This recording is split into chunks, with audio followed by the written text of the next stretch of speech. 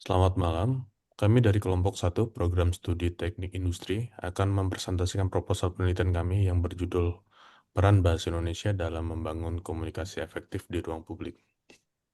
Selanjutnya, untuk latar belakangnya adalah bahasa adalah alat utama dalam komunikasi. Ketika kita berbicara soal ruang publik, seperti media sosial, fasilitas umum, atau pengumuman, bahasa Indonesia seharusnya menjadi sarana yang efektif untuk menyampaikan informasi. Namun, kenyataannya masih banyak tantangan seperti penggunaan istilah asing, bahasa gaul yang berlebihan, dan kurangnya kesadaran akan kaidah bahasa. Dari sinilah urgensi penelitian ini muncul. Selanjutnya, berdasarkan latar belakang tadi, kami merumuskan 3 pertanyaan utama, yaitu yang pertama, apa peran bahasa Indonesia dalam membentuk komunikasi yang efektif di ruang publik. Yang kedua, bagaimana dengan tantangan orang Indonesia dalam konteks ruang publik? Dan yang ketiga, apa penggunaan strategis bahasa Indonesia yang efektif di ruang publik di tengah dinamika masyarakat modern? Oke, lanjut. Di sini kita beralih ke tujuan penelitian ini. Tujuan utama dari penelitian ini adalah untuk menganalisis secara mendalam bagaimana bahasa Indonesia dapat berperan dalam menciptakan komunikasi publik yang efektif. Selain itu, kami ingin mengidentifikasi tantangan-tantangan kebahasaan yang sering muncul di ruang publik dan mencari pendekatan strategis yang dapat membantu meningkatkan kualitas komunikasi tersebut. Dengan demikian, penelitian ini tidak hanya bersifat deskriptif, tetapi juga solutif. Lanjut, tentu di sini ada manfaat penelitiannya ya, yaitu ada dua, yaitu teoritis dan juga praktis. Untuk teoritisnya adalah memberikan kontribusi ilmiah dalam kajian kebahasaan, khususnya dalam konteks komunikasi publik. Kami berharap temuan ini dapat memperkuat pemahaman mengenai pentingnya penggunaan bahasa Indonesia secara tepat dan fungsional. Sedangkan manfaat praktisnya adalah memberikan masukan kepada para praktisi komunikasi, lembaga pemerintah, media, institusi pendidikan, serta masyarakat umum agar lebih sadar dan terarah dalam menggunakan bahasa Indonesia khususnya dalam berinteraksi di ruang publik. Kelompok kami memutuskan untuk memakai metode penelitian metode deskriptif kualitatif dengan pendekatan studi literatur dan observasi. Sumber data kami peroleh dari berbagai artikel ilmiah, buku, media massa, dan observasi terhadap penggunaan bahasa Indonesia di ruang publik seperti media sosial, fasilitas umum, dan media elektronik. Analisis dilakukan dan mengidentifikasi fenomena, mengkaji kesesuaian penggunaan bahasa dengan kaidah bahasa Indonesia, dan merumuskan strategi peningkatan efektivitas komunikasi publik.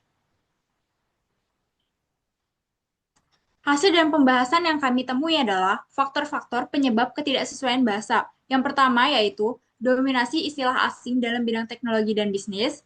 Yang kedua, minimnya sosialisasi regulasi bahasa di sektor swasta, serta pengaruh budaya populer melalui media sosial yang kurang memperhatikan penggunaan bahasa baku.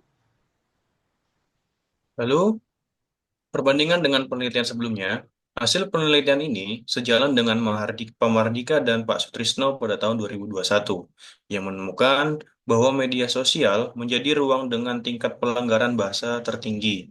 Namun, penelitian ini memperluas temuan dengan memasukkan observasi di fasilitas fisik seperti papan pengumuman dan layanan publik. Perbedaan signifikan terdapat pada sektor pemerintahan yang di mana tingkat kepatuhan jauh lebih tinggi dibandingkan yang ditemukan Pak Sutrisno pada tahun 2001, menandakan adanya peningkatan kesadaran kebahasaan di institusi pemerintah dalam kurun waktu 5 tahun. Kemudian, secara teoritis, temuan ini memperkuat teori al-wasilah pada tahun 2005 bahwa bahasa bukan hanya alat komunikasi, tetapi juga identitas nasional. Praktisnya, hasil ini menunjukkan perlunya regulasi lebih ketat dalam penggunaan bahasa Indonesia, khususnya di sektor swasta dan media sosial. Implikasi lain adalah pentingnya penggunaan literasi kebahasaan di masyarakat umum agar penggunaan bahasa di Indonesia di ruang publik tidak hanya menjadi formalitas, tetapi menjadi bagian dari komunikasi sehari-hari. Dari hasil penelitian kelompok kami, ada 4 strategi penguatan bahasa Indonesia. Yang pertama, penyusunan pedoman penggunaan bahasa Indonesia dalam ruang publik oleh lembaga terkait. Kemudian diadakannya pelatihan dan sosialisasi penggunaan bahasa yang benar kepada instansi swasta dan media. Lalu audit kebahasaan berkala untuk fasilitas umum dan konten digital, dan pemberian insentif bagi lembaga yang konsisten menggunakan bahasa Indonesia sesuai kaidah. Jadi kesimpulannya, bahasa Indonesia ini berperan penting sebagai alat komunikasi dan pemersatu bangsa.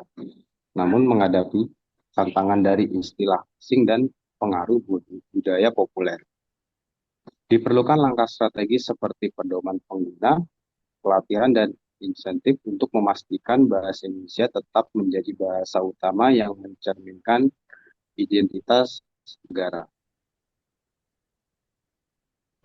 Demikian presentasi penelitian peran bahasa Indonesia dalam membangun komunikasi efektif di ruang publik.